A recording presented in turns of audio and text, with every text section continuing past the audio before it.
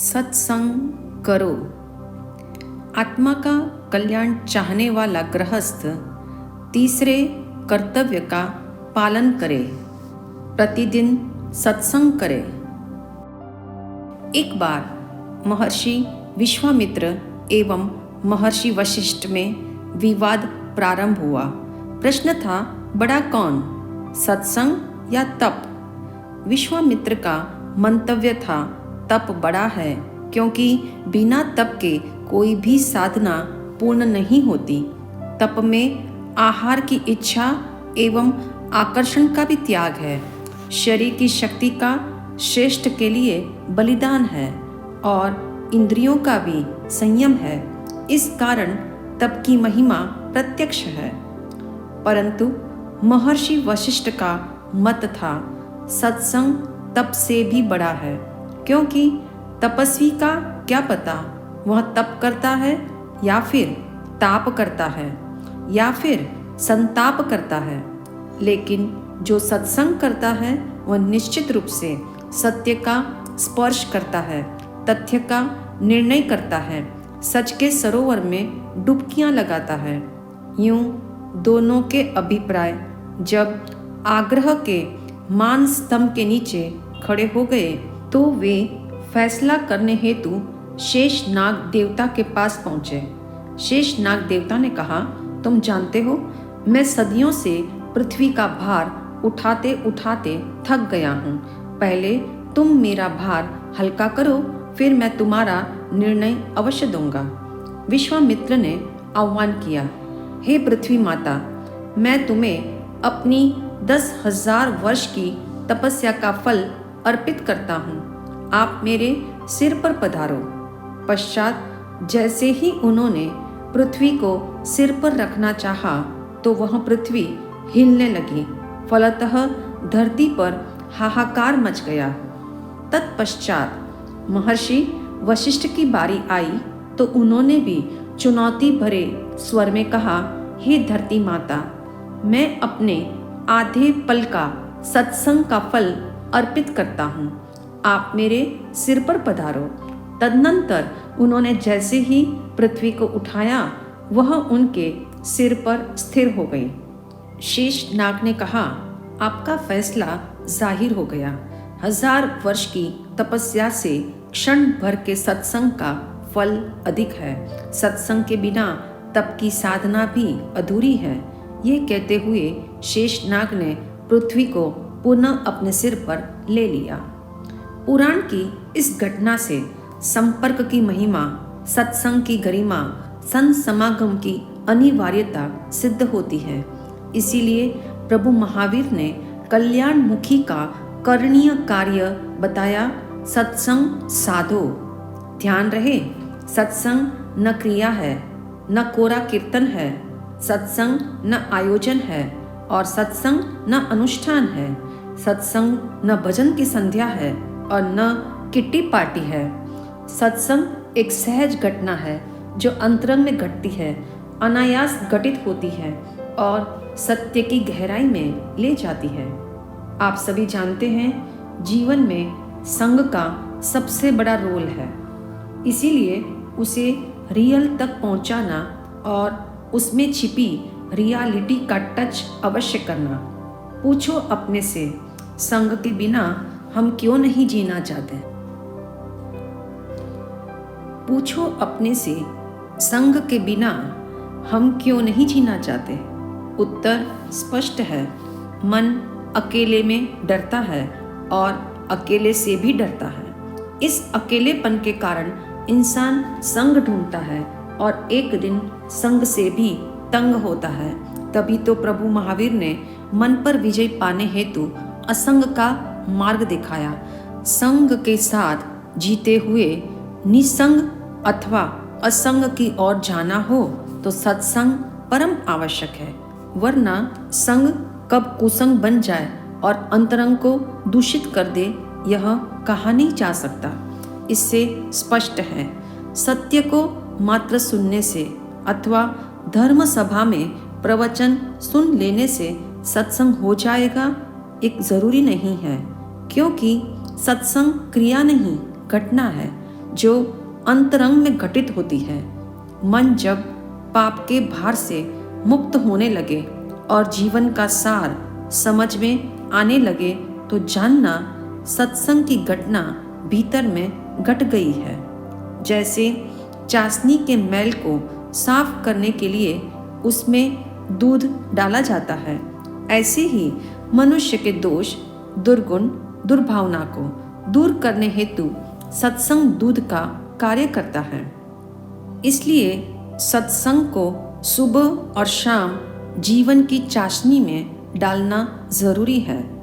कहना होगा, सत्संग ऐसी फैक्ट्री है जो दुर्जन को सज्जन एवं सज्जन को साधक बनाकर सिद्धालय तक पहुंचा देती है। बुरे को अच्छा, अच्छे को सच्चा और सच्चे को कल्याणमुखी बनाने वाला ये सत्संग ही है। इसीलिए राजा भर्तृहरि भी कहते हैं कि सत्संग मूर्खता को हर लेता है, सत्संग चित्त को प्रसन्न रखता है, सत्संग वाणी में सत्य का संचार करता है, सत्संग चहुं दिशा में मान सम्मान बढ़ाता है और सत्संग आत्मा को पाप और दोषों से बचाता है। इसीलिए मानवीय जीवन में संगति महत्वपूर्ण बन गई, क्योंकि मनुष्य की जीवन यात्रा का प्रारंभ ही संगति से होता है। संपर्क के प्रभाव से उसमें हेर फेर आता है। विचार हो या विश्वास, भाव हो या क्रिया, गुण हो या सद्गुण, आदत हो या वृत्तियां, सब कुछ संगति से ही प्रभावित है। इसी कारण मनोवैज्ञानिक डॉक्टर सिगमंड फ्रायड का कहना है, मनुष्य गीली मिट्टी के समान है जो प्रभाव के ढांचे में ढलता है या फिर उसे प्रयासों के द्वारा ढाला भी जाता है। जब तक हम अपात्र हैं तब तक मन कच्चे घड़े जैसा है। यदा कदा सत्संग में बैठ भी गए तो चलने वाला प्रभाव मिलता है। जब तक अच्छे समागम में बैठे हैं तो लगता है सत्य का स्पर्श हो ही गया है, मानो घटना घट ही गई है, किंतु घर आते ही प्रभाव छूमंतर हो जाता है। इसीलिए सत्संग में जाने से पूर्व मन को ऑटो सजेशन दो। घर से निकलते हुए सोचो, मैं चिंता और जिम्मेदारी का भार घर में छोड़कर ही सत्संग में जा रहा हूँ, वहाँ से सत्य का सार लेकर लौटूंगा। ऐसा अभ्यास मन को पके हुए घड़े की तरह पात्र बनाता है। जहाँ पात्रता है वहाँ पवित्रता का स्पर्श शीघ्र होता है। इसीलिए सत्संग में जाओ तो सत्य को जानने की इच्छा भी तीव्र रखना। सत्य जब समझ में आने लगे तो बार बार उसका चिंतन करना। आज बुद्धि का दुरुपयोग और मन की मृग तृष्णा संभवतः सत्संग के अभाव का ही परिणाम है। इसीलिए अभिभावक एवं अध्यापकों के लिए एक मीठी सलाह है, बच्चों को प्रारंभ से ही ये शिक्षा दो, धन वैभव एवं सांसारिक सफलताएं तभी तक कल्याणकारी है जब तक वे सन्मार्ग पर है। इसीलिए भौतिक पढ़ाई के साथ सद्ज्ञान एवं सद्गुणों की वृद्धि पर भी ध्यान दो। स्मरण रहे, पेन किलर गोली की तरह कुछ देर कुसंग से फ्री होने का नाम सत्संग नहीं कह सकते। सत्संग तभी प्रभावी एवं फलदायी होगा जब वह व्यक्तिगत जीवन की भाव भूमि का स्पर्श करे। सत्संग में दिए गए उदाहरण मात्र मनोरंजन नहीं है, बल्कि उत्थान का निमित्त बने तो जानना सत्संग हो गया। ज्ञानियों ने सत्संग के 4 प्रकार बताए हैं। सत्संग का पहला प्रकार रेत के समान सत्संग। रेता को जल में मिलाओ तो वह पानी के साथ अपना संपर्क बनाती है, पानी के स्पर्श से भीगती भी है, किंतु अपने अस्तित्व को समाप्त कर देने की क्षमता उसमें नहीं है। ठीक इसी तरह कुछ सत्संगी सत्य का संग रेता की भांति करते हैं। वे सत्य को सुनते हैं, जानते हैं, मानते हैं, किंतु उसके संग मिक्स नहीं हो पाते। वे अपनी मान्यता को सत्य के हवाले नहीं करते। सत्य समझ आ जाने के बाद भी सत्संगी यदि उसे जीवन में नहीं उतारता हो, आत्मसात नहीं करता हो, तो जान लेना सत्संग रेत के समान है जो रूटीन से सुना गया किंतु रूह का स्पर्श नहीं कर पाया। दूसरी प्रकार का सत्संग मिट्टी के समान सत्संग। मिट्टी को जल में मिलाओ तो वह घुल जाती है, अपने को पूर्णतया समर्पित कर देती है, जलमय हो जाती है। ठीक इसी प्रकार कुछ एक सत्संगी सत्संग के पानी में घुल जाते हैं। उनका रोम रोम सत्य के साथ पूरा तालमेल बिठा लेता है। मन का कण कण सत्य का स्पर्श कर लेता है। उनका अंतरंग सत्संग के जल से इतना तरंगित हो जाता है कि मानो अब वे संसार की ओर दृष्टि नहीं करेंगे। परंतु आप जानते हैं मिट्टी और पानी का समागम कब तक रहता है? जब तक उसे धूप ना लगे, सूरज के ताप का प्रभाव ना पड़े, तब तक मिट्टी और जल का संग रहता है। परंतु जैसे ही धूप पड़नी शुरू हुई कि मिट्टी जल का संग छोड़ना प्रारंभ कर देती है, ऐसे ही मिट्टी जैसे सत्संगी दुख, विपत्ति अथवा बीमारी का ताप मिलते ही सत्संग के प्रभाव को शिथिल कर देते हैं। प्रतिकूलता का सूरज उदित होते ही उनके सत्संग का पानी सूखने लगता है। तब मन कहता है, मैंने सबका भला किया, फिर भी बदनामी ने मुझे क्यों घेरा? निरंतर धर्म करने पर भी विपत्तियों का आक्रमण मुझ पर ही क्यों हुआ? मैं संयम और तप में रहता हूँ, फिर भी मेरे पीछे बीमारी क्यों पड़ गई? मैंने सदा सत्य का संग किया, फिर भी सत्य ने मेरा साथ क्यों नहीं दिया? यूं धीरे धीरे सत्संग का जल सूख जाता है और वह सत्संगी धर्मनिष्ठा का साथ भी छोड़ बैठता है। तीसरी प्रकार का सत्संग नमक के समान। नमक को जल में मिलाओ तो वह तत्काल घुल मिल जाता है। एक पल के लिए भी नमक अपने बारे में विचार नहीं करता, फौरन अपने को जल के संग एक रंग कर देता है। नमक इंस्टेंट पानी में समर्पित कर देता है, किंतु अपना स्वाद बराबर बनाए रखता है। जल के संग नमक मिल तो जाता है, तथापि अपना नमकीलापन नहीं छोड़ पाता।